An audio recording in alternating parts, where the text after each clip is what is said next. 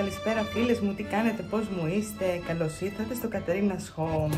Λοιπόν, σήμερα θα καθαρίσουμε και θα οργανώσουμε το ψυγείο μαζί. Ετοιμαζόμαστε να πάμε στο σούπερ μάρκετ τις επόμενες μέρες και έτσι πρέπει να οργανωθεί και να καθαριστεί από την κορφή ως τα νίκια. Θα βγουν ράφια, τα πάντα όλα.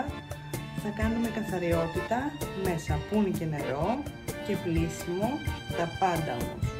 Και θα σας πω στο τέλος 2 εύκολους τρόπους να καθαρίσουμε το ψυγείο μας πριν πάμε στο σούπερ μάρκετ.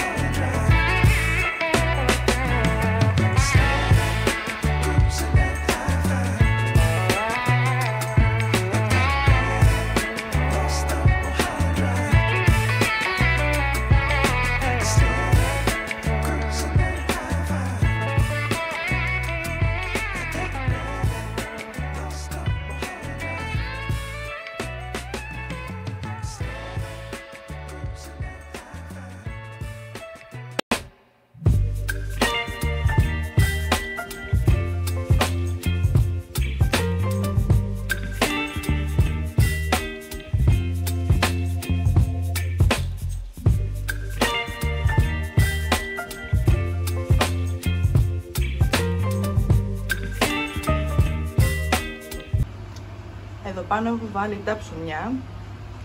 Συνεχίζουμε εδώ, τα έχω τακτοποιήσει, είναι πεντακάθαρο.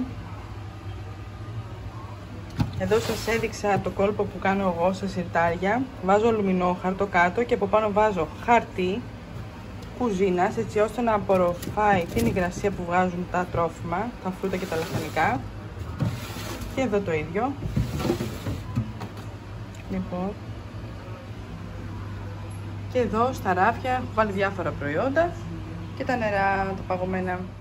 Λοιπόν, ο πρώτος τρόπος, εκτός από τη γενική καθαριότητα του ψυγείου που κάνουμε σαπούνισμα και τα σχετικά, είναι να πάρουμε ντετόλ πανάκια και να καθαρίσουμε μέσα τις επιφάνειες και μετά, επειδή έχει λίγο υγρασία το πανάκι αυτό, το περνάμε με χαρτί κουζίνας.